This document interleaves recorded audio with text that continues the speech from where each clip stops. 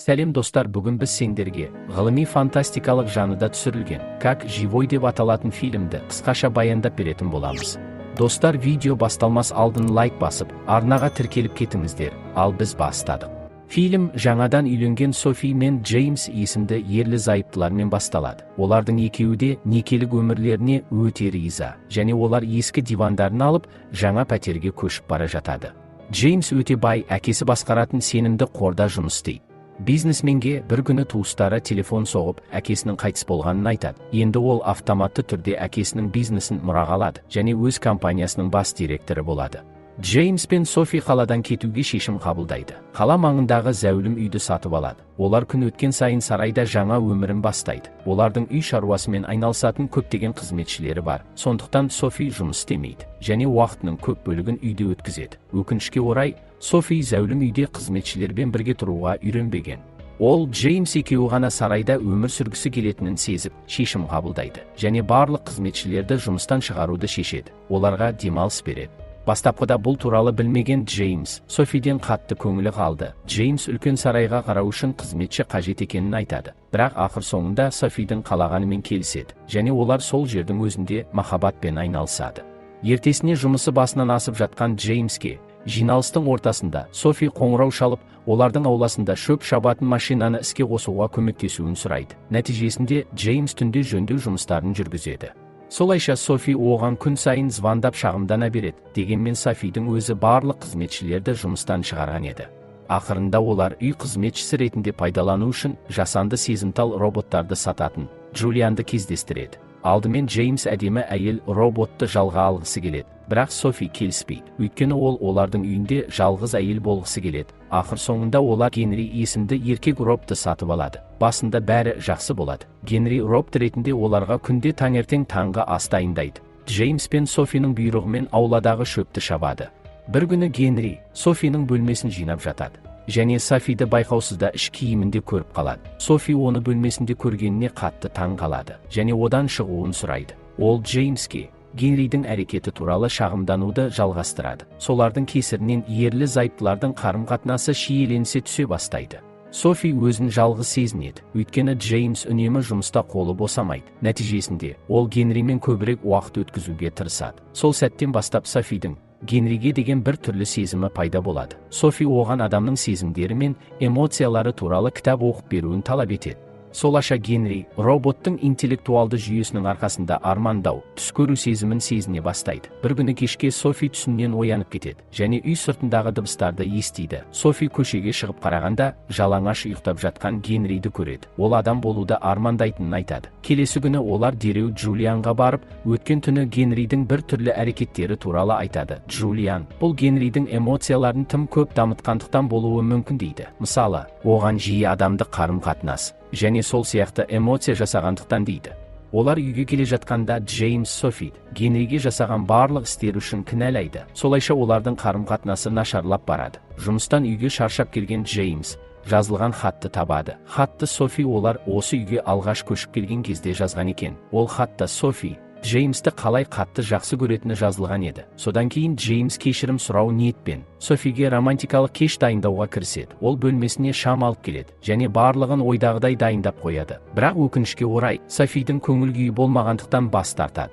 Бір күні кешке Генри Софиға соңғы кездері кейбір эмоцияларды сезініп жүргенін айтады. Ол Джеймс пен Софиға қажет нәрсенің бәрін жасауға бағдарламаланған сияқтымын. Соның ішінде олармен бірге махаббатпен айналасуда бар дейді. Сол түні Софиға Генридің оны сүйіп жатқанын және массаж істеп жатқаны туралы түс көреді. Бір мезгілде Джеймс жұмысқа кетеді. Сол кезде Софи жатын бөлмесінің есігін әдейі ашып, көрген түсін ойлап өзін өзі қанықтырады. Содан кейін ол Генриді бөлмесінің сыртында байқап қалады.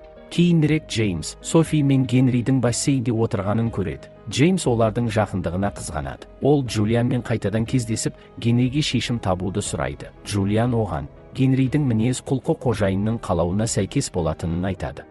Содан кейін Джеймс үйіне келіп, Генриге әйеліммен енді сөйлеспе деп ескертеді. Көңілі күйген Генри болған жағдайды Софиге айтып береді. Содан кейін Софи Джеймстің кеңсінде жанжал туғызады. Нәтижесінде Джеймс пен Софи қатты ұрсып қалады. Қыз жігітті жалғыз тастап үйден бірнеше күнге кетіп қалады. Көңіл күйі түскен Джеймс үйге келеді. Ол душқа түсіп жатқанда бритвасын сыртта ұмытып қалған еді. Ол Генриден бритвасын әкелуді сұрағанда Генри жалаңаш келеді. Олардың арасында ыңғайсыз диалог орын алады. Джеймс қызымен көп уақыт бірге болмағанның есебіне екі жігіттің кездесуі сүйісумен аяқталады. Бұл оқиға Джеймстің жыныстық бағдарына күмән келтіреді.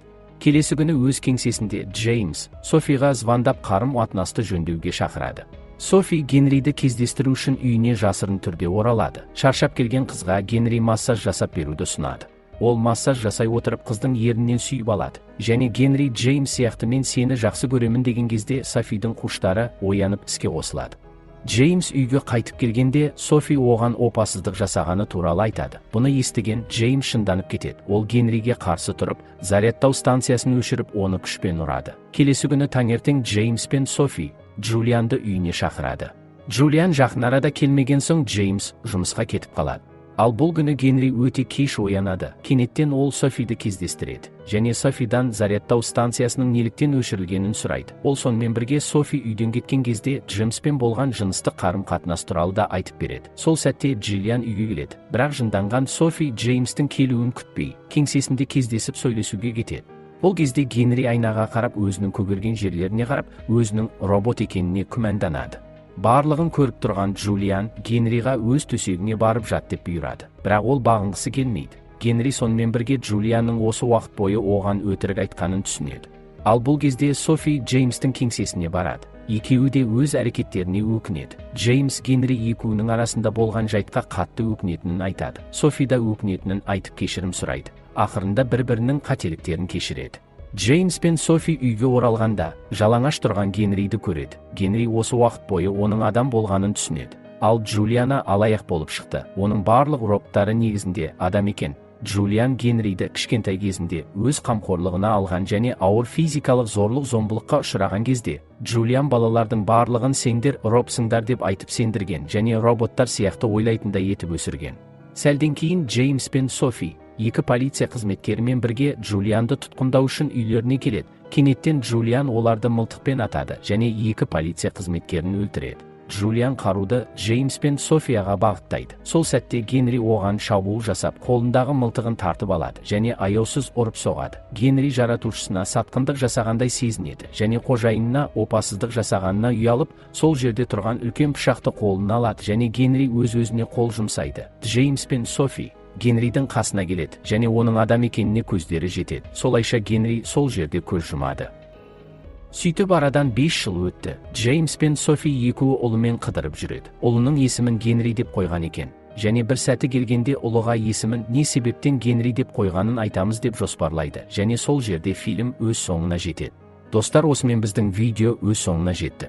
Егерде сіздерге біздің видео кішкене болса да ұнаған болса, лайк басып арнаға тіркеліп кетіңіздер. Бұл бізге үлкен шабыт береді. Келесі кездескенше аман сау болайық.